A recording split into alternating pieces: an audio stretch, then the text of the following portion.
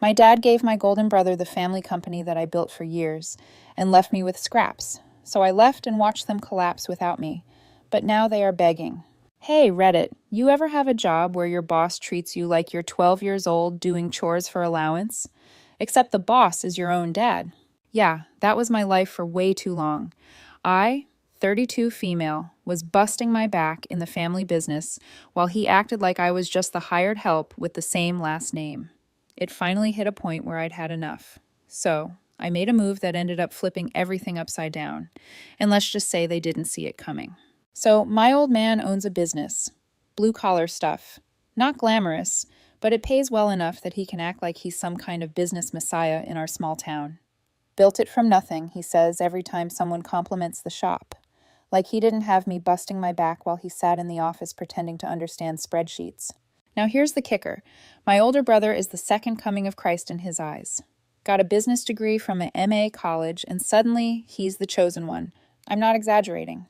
The guy got a C in econ once, and my dad still framed the exam like it was a Medal of Honor. Meanwhile, I've been in the field since I was 17 doing the actual work. Grinding, fixing, troubleshooting messes other people walked away from. And you know what I get? Thanks, sport. No stake, no say, just a pat on the head and back to the grind.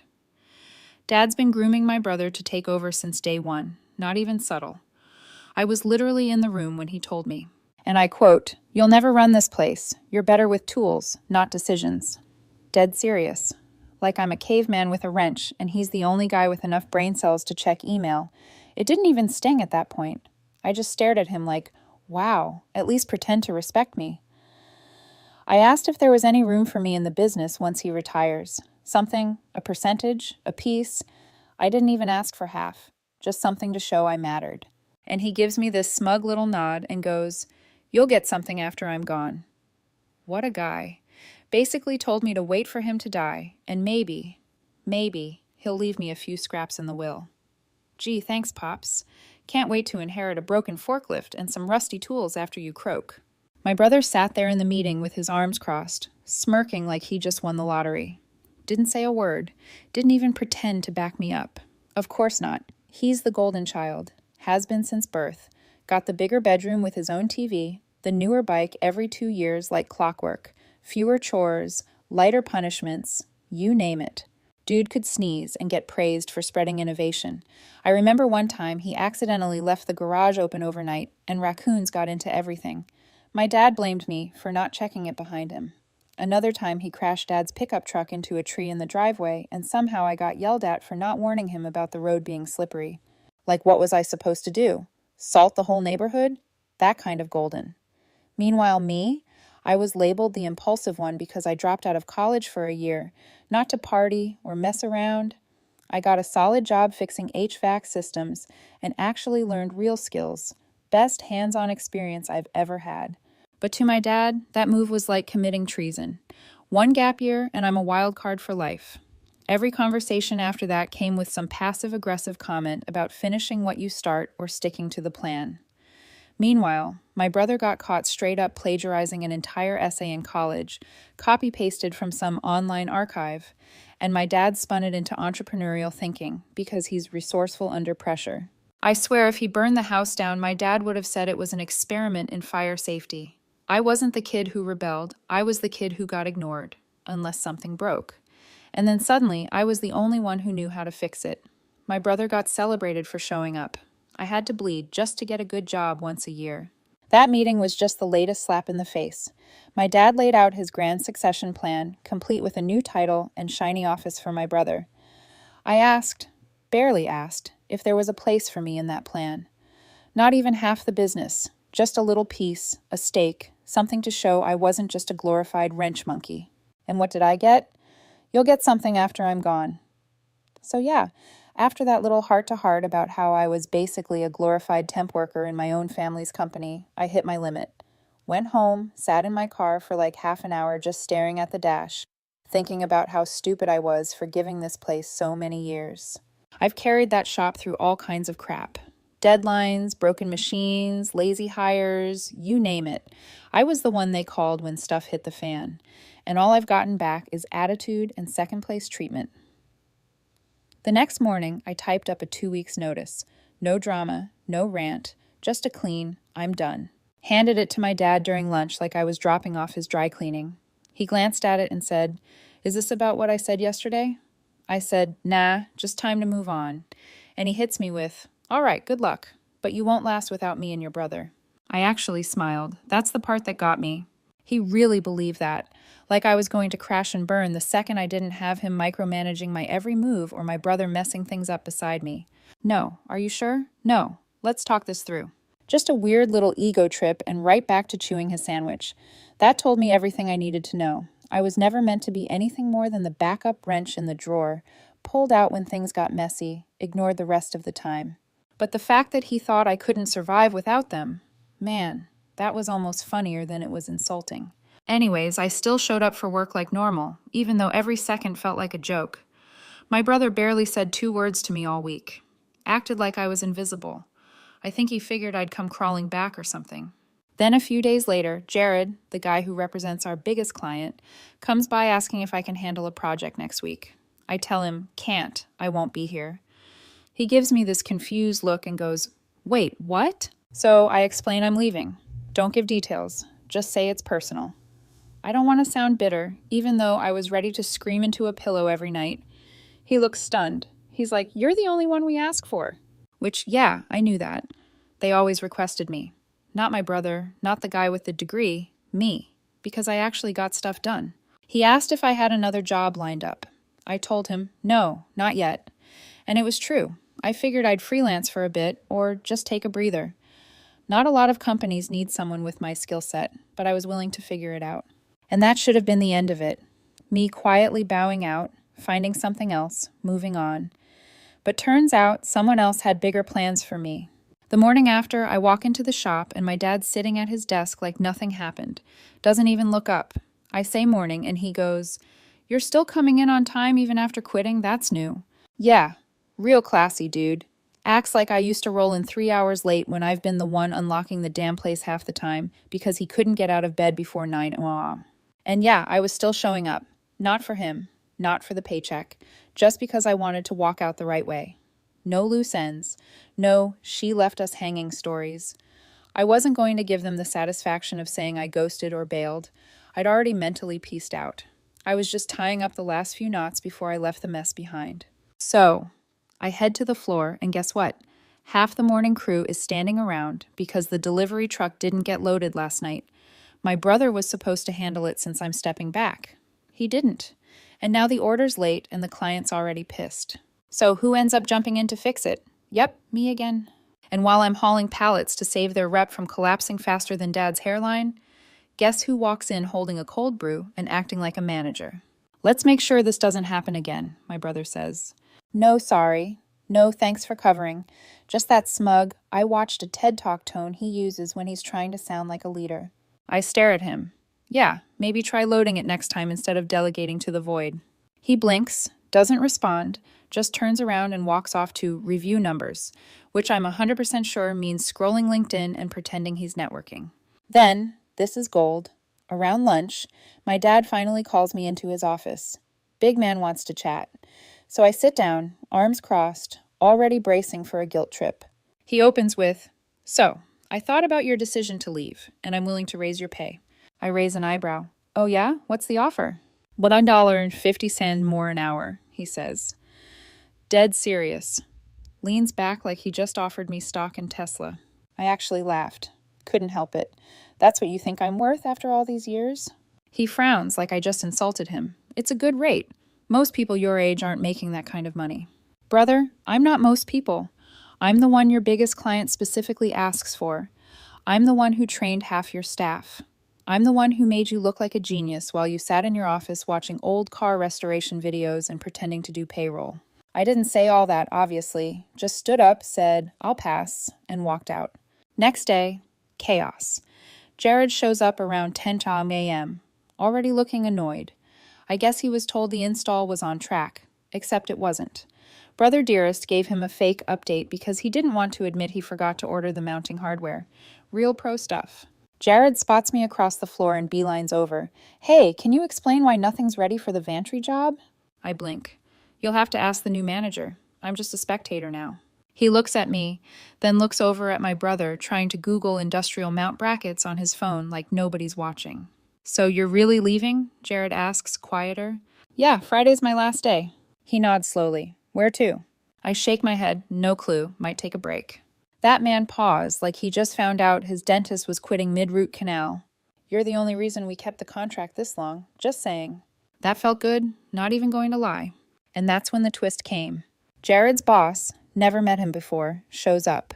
Real serious guy, clean suit, clipboard, the whole vibe.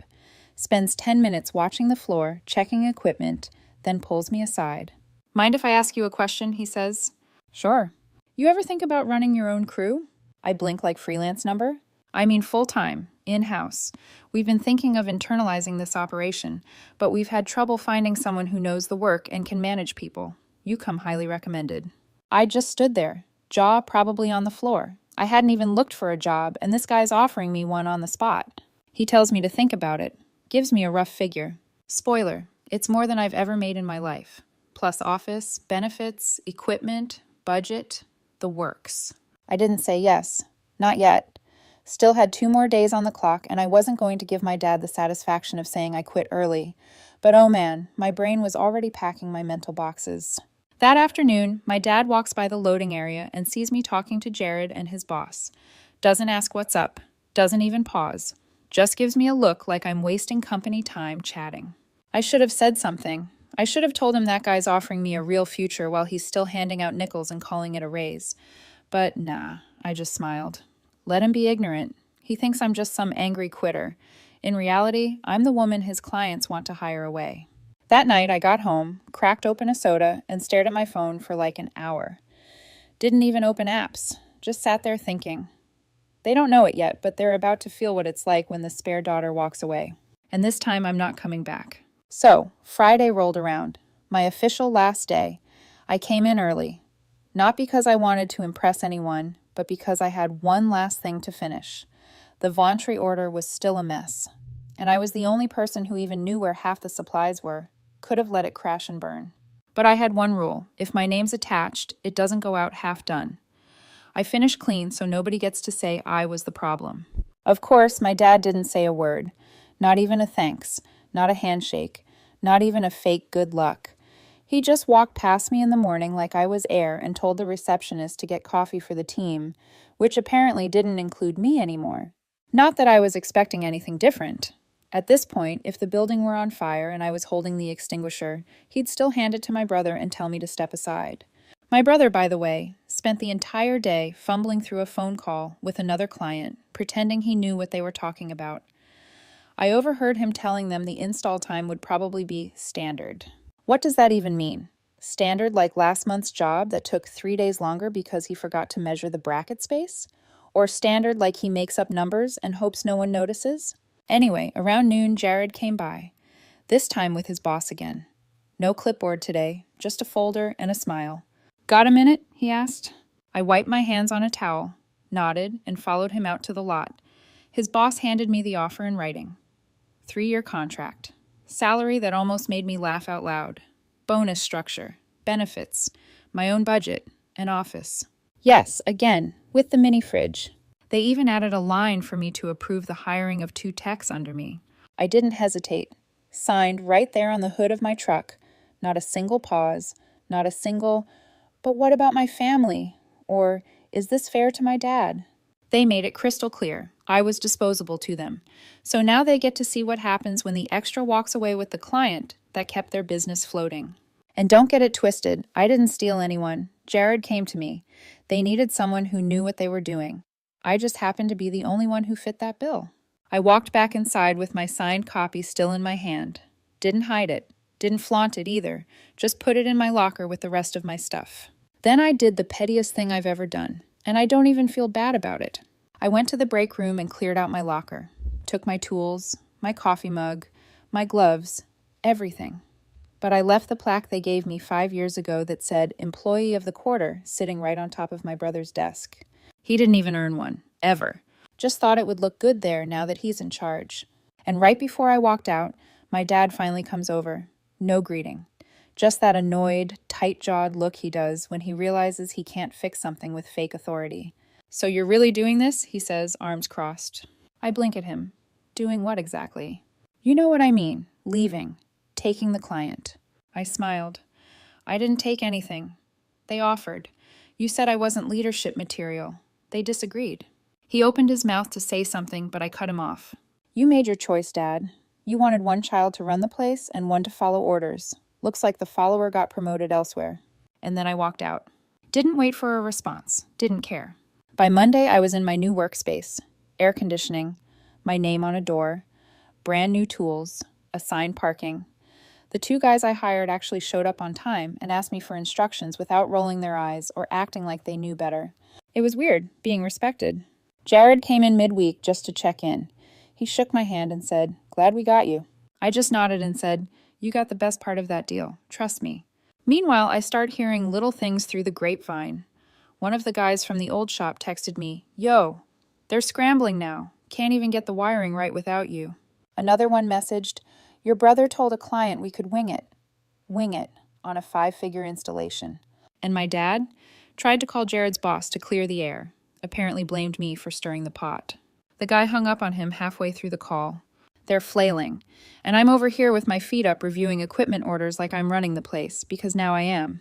Revenge didn't need yelling or lawsuits or drama. I just walked out, took the piece they never valued, and made it the one thing they couldn't replace.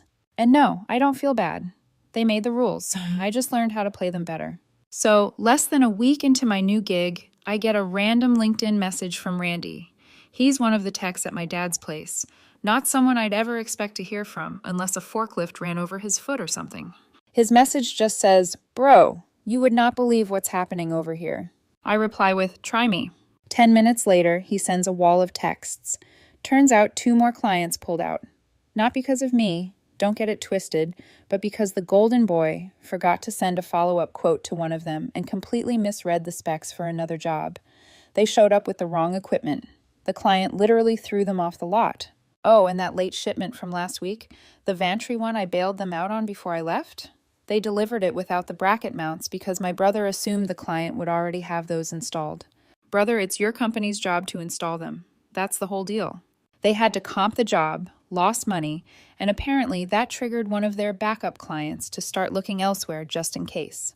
The best part? My dad tried to act like I sabotaged something, told the crew someone must have tampered with the order files before leaving. Real detective work, Sherlock. Nope, I didn't touch a thing. Your golden boy just doesn't know how to click a checklist. Meanwhile, at my new job, heaven. I'm not even exaggerating. My office chair leans back. The AC works. The coffee is free and doesn't taste like burnt tires. I got 2 guys under me, Sam and Hector, who actually listen. And one of them used to work at a competitor firm. We're flying through our first project so fast, the client bumped our deadline up. Not back. They were that impressed. So while I'm out here racking up W's, my dad's business is bleeding out. And then the wildest thing happened. On Friday, I get a call from a number I don't recognize. Normally, I don't answer unknowns, but I was between tasks and feeling spicy. It's my uncle, Dad's older brother, the one who co-signed the business loan years ago when they expanded. He's calm, but I can tell something's off. He goes, "Hey, I heard what happened with you leaving. Just wanted to say, good move." I blink. "Wait, what?" He says, "Your dad never gave you credit for anything. It was obvious to all of us." Brother, this is the first time anyone in the family has ever said that out loud. He tells me he got looped into a meeting earlier that week where my dad basically tried to beg for help, financial help. Says they're down 3 clients and cash flow's disrupted. In normal human speak, they're broke. Uncle said he told them flat out, "This is what happens when you build an entire operation around one kid and ignore the one doing the work." Mic drop. He even asked if I needed any help setting up additional services on my side, like maybe opening a secondary location down the line. Total 180. Guy was ready to back me now. I thanked him and told him I was good for now. But yeah, that call stuck with me. Anyway, back to the firestorm. That Monday, I get another message. This time from Lena, the front desk girl from my dad's company. She's quitting, wants to know if I'm hiring. Apparently, my brother tried to shift blame for one of the client losses onto her. She found out he told the client she forgot to confirm the delivery, when he's the one who deleted the email thread by accident. He even tried to offer her a write-up to make it go away. So now they're down another employee. And then came the plot twist of all plot twists. I get a text from Jared. He sends me a screenshot. It's an email from my dad to Jared's boss, and it's wild. He accuses me of poaching the client, says I used inside access to manipulate client relationships, and finishes it off by demanding compensation for loss of revenue due to employee misconduct. I nearly dropped my phone laughing. First off, I didn't poach Jack. They came to me. Second, nothing was underhanded, unless being better at your job than your replacement is a crime now. I called Jared immediately. He picks up laughing. Dude, don't worry. My boss read that, shook his head, and flagged it. You're solid. I said, did he actually write that with a straight face? Apparently, he even CC'd my brother. Like that made it more legit. Then Jared hit me with the kicker. My boss replied with one sentence. We do not negotiate with incompetence. I'm not making that up. It was glorious. By Wednesday, Randy tells me they've officially started layoffs. Quiet ones, trying not to trigger panic. First two guys gone were from the install team. One of them was the guy who trained my brother. The irony is poetic. I should feel something, right? Sadness, maybe? Guilt? Nope, not a drop. They made me feel small, invisible, replaceable. Now they're the ones getting replaced. And I haven't even broken a sweat. It didn't just stop there. The news kept raining on, and it didn't trickle in. It dropped like a damn safe. I was working through a supply order when Jared knocks on my office door with his phone in his hand. He's got this half grin like he just read something juicy. You're going to want to see this, he says. He hands me his phone. It's a forwarded email chain between a local subcontractor and a few clients that used to work with my dad's company. The subcontractor CC'd my dad and brother, and now their firm's getting reported for fraud. Apparently, my genius brother had been sending out updated invoices with adjusted rates, only they weren't approved rates. He marked up some jobs by 20 to 30% and padded the hours to make up for losses after I left. But he never told the clients, never got signatures, nothing. And guess what? One of those clients was a city municipality job, government contract. Yeah, real smart. They were now being investigated for billing fraud on public projects. I handed the phone back and just started laughing. Loud. Probably louder than I should have. Jared just sat down and goes, dude, this might go nuclear. Turns out one of the clients hired a legal team to audit every invoice from the last 12 months. They're trying to figure out how deep the overcharging goes. And since most of it happened after I left, it's all Golden Boy's doing. But that's not even the worst of it. Later that afternoon, I get a call from Adam, the new front desk guy from back at the shop. He sounds freaked out. He tells me that the IRS showed up that morning. Like full-on visit. Badges, documents, questions. They wanted to speak to my dad about inconsistent financial reporting. I almost dropped my phone. Apparently, my dad had been doing more than just mismanaging money. He was funneling payments between shell accounts, some under my mom's name. She passed away 6 years ago, by the way. And he'd been delaying payroll taxes so long it triggered a full-blown audit. And my brother? According to Adam, he tried to play it cool, said, oh, this is probably just a routine check. Yeah, routine IRS visits come with 2 agents, a lawyer, and a clipboard thick enough to kill a raccoon. Adam said he quit on the spot. Didn't even log out of his email. Just grabbed his stuff and walked out while my dad was mid-sentence. And here's the twist that really iced the cake. They tried to pin it on me. Yep. Apparently, my dad told the IRS I was the one who set up the secondary vendor accounts. Which is insane because I never even had access to that side of the books. I was on the floor doing real work, not clicking around QuickBooks like a shady accountant with a Red Bull addiction. I got a heads up from a mutual connection, a guy who used to do security installations with us. He overheard my dad ranting that I was sabotaging the company and leaking information to competitors.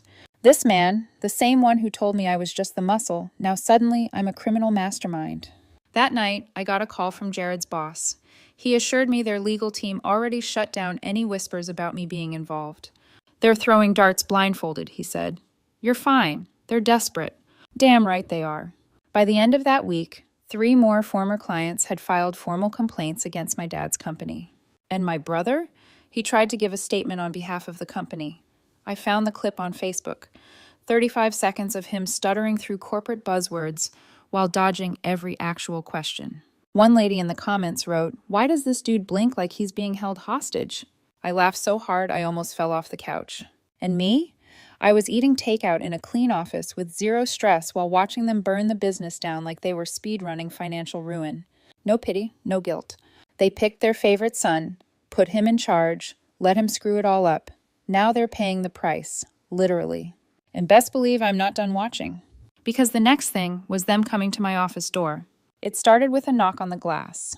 I was in my office going through supply chain estimates for the quarter, sipping on a coffee that didn't taste like it was filtered through regret. I looked up, and there they were.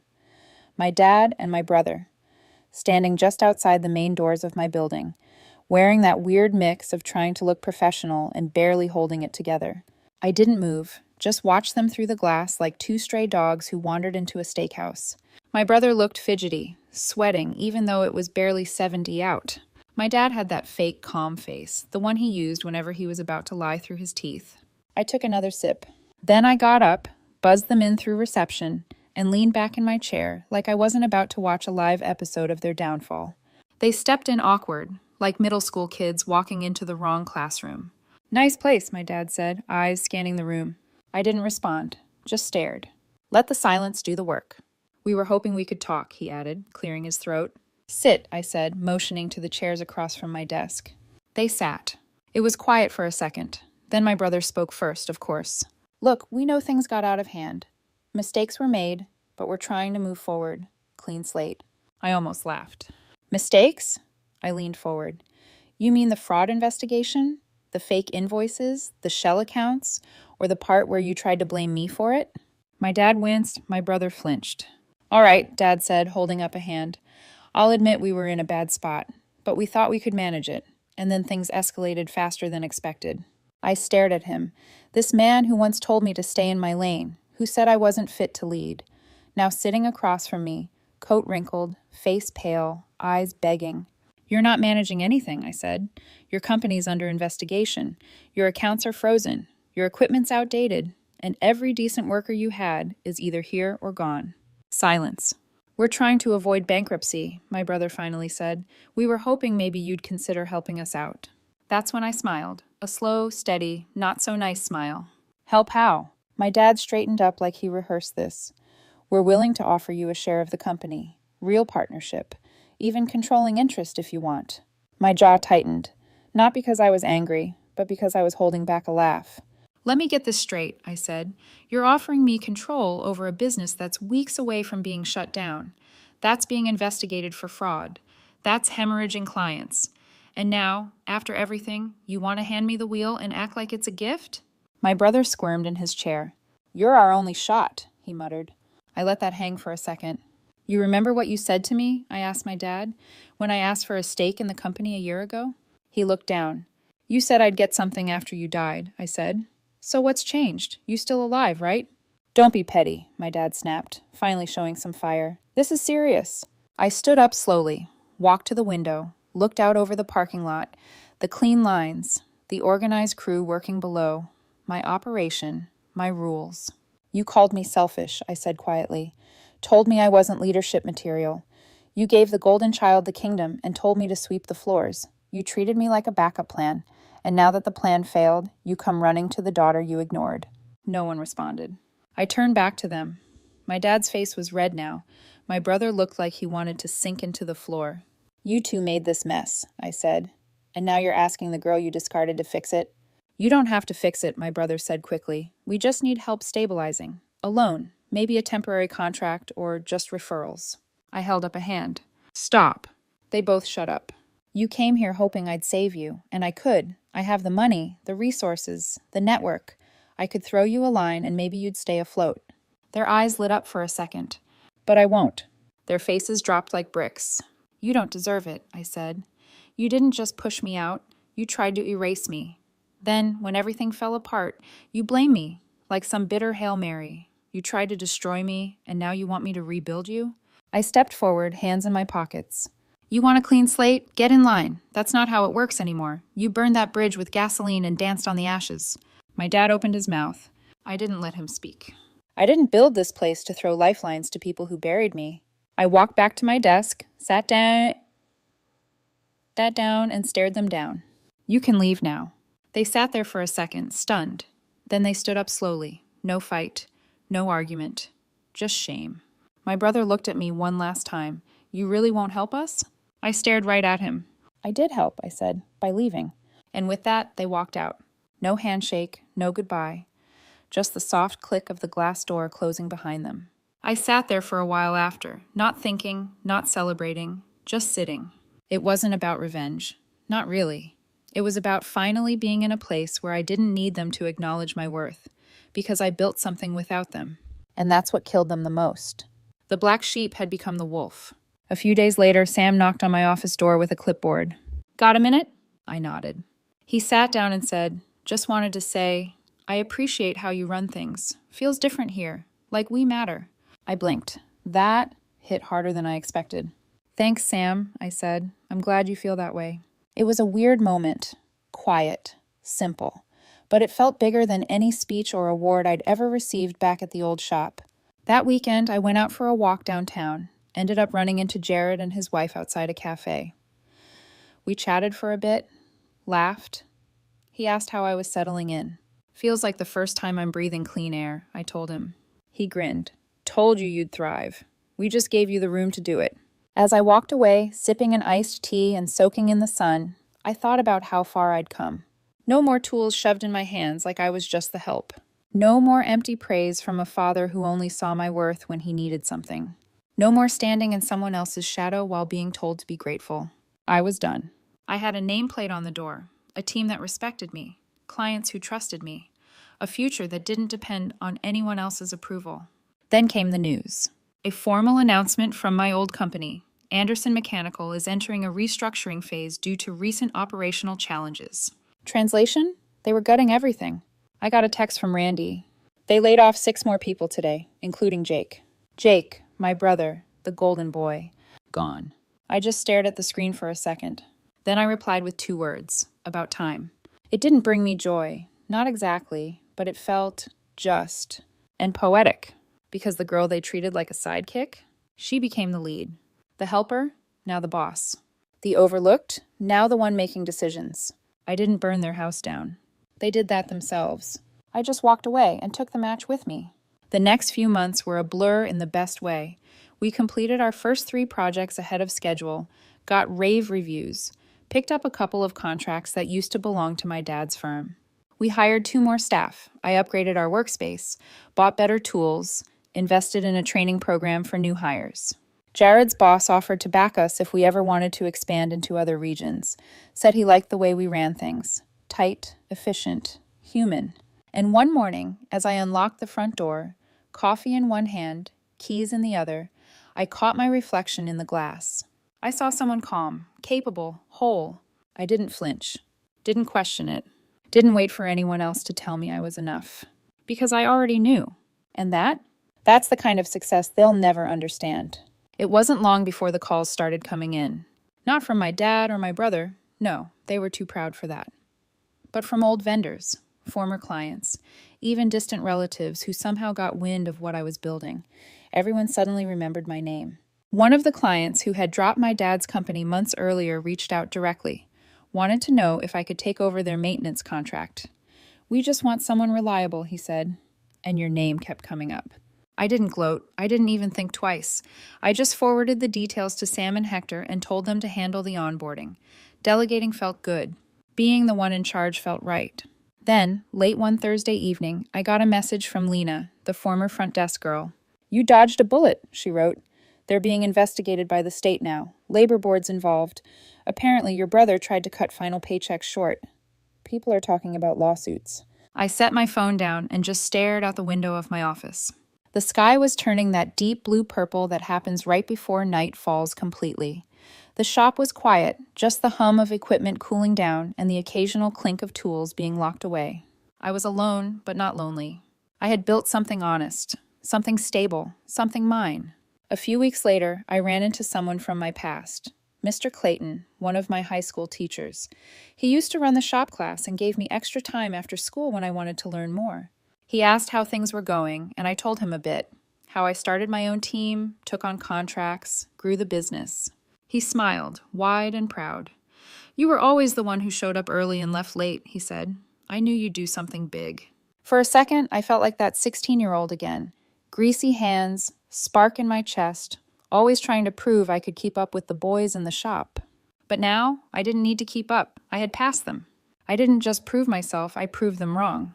Not with shouting, not with revenge, with results. That weekend, I took a long drive out past the city limits. Just me, a thermos of tea, and the open road. I stopped at an overlook I used to visit when I needed to think. And I thought about all the things I let go of. The need for validation from people who never saw me. The bitterness of being cast aside by my own blood. The urge to win them over. Because in the end, I didn't need their approval. I just needed to believe in my own damn value. And now I did. I pulled out my phone, scrolled to my dad's contact, and hovered for a moment. I wasn't going to call. Wasn't going to text. I just wanted to see the name one last time before deleting it. He made his choice, and I made mine. I tapped delete and felt a weight lift that I didn't even know I was still carrying. Later that month, we held a small appreciation lunch for the crew. Nothing fancy. Just a couple of pizzas, drinks, and a toast in the shop break room. I stood up to thank everyone, and Sam, in his usual laid-back way, raised his can and said, "To Lisa, the boss who actually gives a damn." Everyone cheered. And for once, I didn't shy away from it. I didn't downplay my role. I didn't say, "It's all of us," or "I'm just doing my job." Because the truth is, I was the reason this place worked. I carried the weight, I made the calls, I laid the foundation, and I deserved every bit of what I'd built. From the ashes of someone else's ego, I created something better, cleaner, stronger, mine. And as I looked around that room, at the people who showed up, worked hard, laughed freely, and treated each other with respect, I knew I'd never go back. Not even if they begged, because this story wasn't about proving anything to them anymore. It was about finally living for me. So yeah, they gave my golden brother the kingdom, but I built the empire, and the view from here, it's damn beautiful.